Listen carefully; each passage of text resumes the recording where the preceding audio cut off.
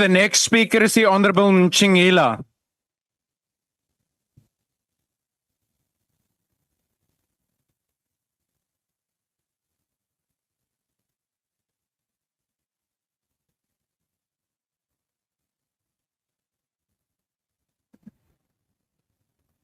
Honorable Speaker, honorable members, and the people of South Africa, we rise this morning not as a party, but as a voice of the betrayed nation, deeply wounded by the rot that defines our practice and intelligence community.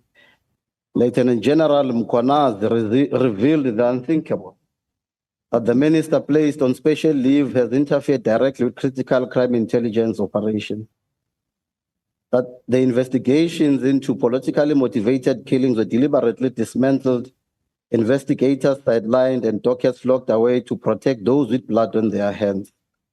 What is more alarming is it is alleged that drug cartels and organized crime syndicates have infiltrated SAP's crime intelligence and the judiciary.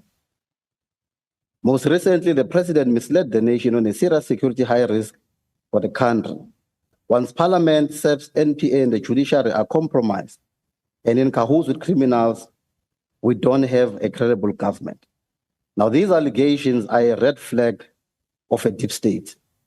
Disturbingly, the morally and ethically questionable president delivered a carefully worded national address in defense of the CR 17 bank statements and Phala Phala. We rise with fever and anger, grounded in the blood of soaked soil of our struggle to oppose this vote.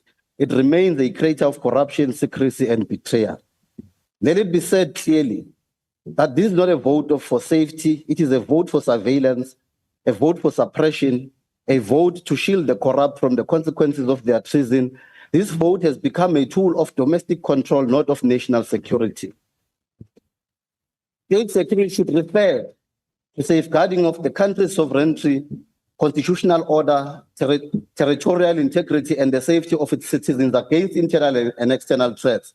However, its true meaning beyond the official definition depends on how it is implemented, who controls it, and whether it serves the people or the elite or the criminal syndicates and organized crime. The Zondo Commission exposed how state security was abused to target progressive forces for refusing to conform to elite pressure and influence that discriminated against the majority in their land and failed to uphold the founding principles of the Freedom Charter. It became a tool used to settle political scores and character assassinate rather than upholding the constitutional obligations. Instead, the intelligence services were used for factional ANC battles, targeting journalists and activists, including whistleblowers, but also manipulating political outcomes. House Chairperson, Vote 8 is a disaster. It failed to address private security industry regulatory authority, which uncovered secret, uncredited military-style training camps near White River in Mpumalanga, where MDSS, where around 95 Libyan nationals undergoing training were arrested. They had entered South Africa claiming to be security guard trainees under student visa while having extensive training by unaccredited and foreign-trained instructors. These terrorists were admitted under misrepresented student visas, revealing cracks in visa check systems. Now, these are real dangers to state security and cannot be deliberately ignored. The SSA, once tasked with defending democracy, it is now an ANC political instrument. Over 1.5 billion remains unaccounted for from looted special operations.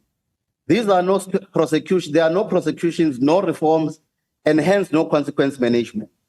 Parliament is forced to vote on a classified budget that even the Joint Steering Committee of Intelligence cannot meaningfully scrutinize.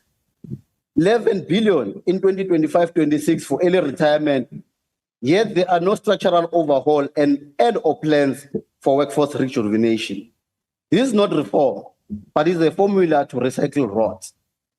The defense intelligence has become a marginalized in strategic planning, especially in cross-border threats and regional instability. The collapse of intelligence coordination in peacekeeping operations like in the DRC has exposed South African soldiers to danger with no threat detection capability. With several cases of theft, sabotage, and security breaches in military bases have occurred, including the theft of weapons, where defense intelligence was unable to detect these activities. This budget is a betrayal of citizens, even those that sit in the DAG, and you cannot deny it. In your secret palace and time of reflection, my words will resonate with you with these absolute truths. The true meaning of state security lies not in how it's defined on paper, but in how it is practiced. It should never become a tool for authoritarian control or elite protection, but a service that empowers a safe, just, and inclusive society. Compatriots, the state security serves the people. Until the budget serves the grassroots, not the elite, until this intelligence service are transformed, not recycled, we say no to vote aid, no to tyranny and fear, cloaked in the term of national security. The fires of our struggle continues to burn. We, the disciples of change and bearers of the spear, vehemently reject this vote and demand the immediate arrest of the president and his corrupt minister. I thank you. Thank you. The next speaker is the Honorable Kohler.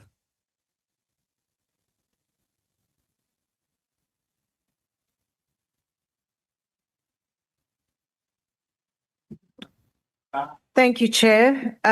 There appears to be an infinite number of moving parts spinning out of control within the SAPS today. As the accusations swarm about us, preemptively claiming crimes committed by every single player, it would be unwise indeed to predetermine the outcome. I've had to rewrite this budget speech repeatedly, sometimes hourly. Let's start with the fact that it took a year for the Joint Standing Committee on Intelligence to be constituted. As we know from bitter experience, in a vacuum, there is no resistance to the inevitable South African free-for-all. Money was splurged, stolen, and misused. We should have been there to oversee crime intelligence. I'm sure you've all read the newspapers. The State Security Agency was outed for mass looting during the Zondo Commission. The Defense Intelligence, think of our SANDF members killed in the Congo.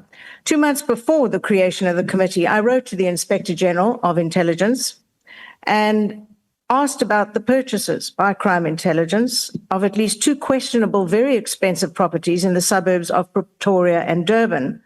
I checked, and they had failed to consult with the Minister of Public Works before making the purchases.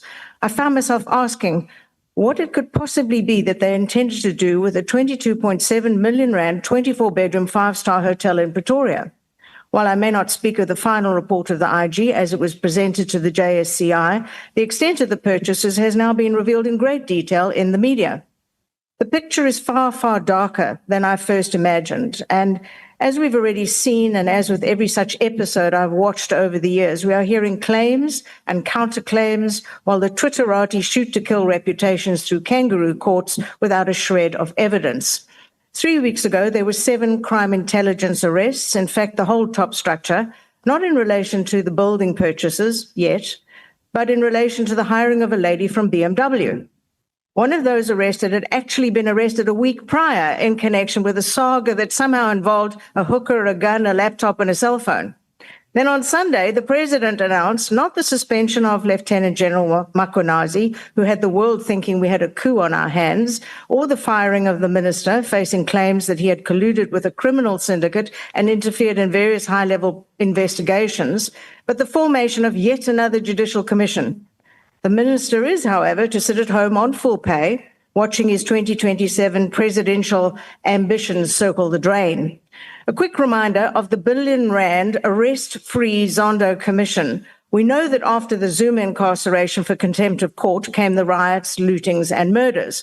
We gave up asking where the intelligence services had been during that time and why they hadn't put the fire out before it became a 21 billion rand conflagration. The 7 CI arrests were, I'm convinced, just the tip of a very large iceberg looking to sink careers indiscriminately. Sprinkled throughout these budget debates have been references to possible criminal activities by various ministers, something the president should have, in my opinion, dealt with on Sunday evening. So while crime intelligence is imploding, the State Security Agency opened the window for expertise to fly out, and fly it did.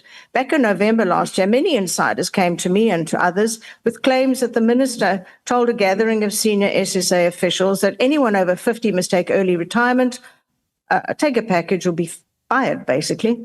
So they went, and now the SSA is surely scrambling to replace the massive loss of intelligence expertise. Now, juniorization is the catchphrase of the day. Give the youngsters a chance, but this in the full knowledge that decades of experience cannot be rushed, and the lack thereof could endanger lives.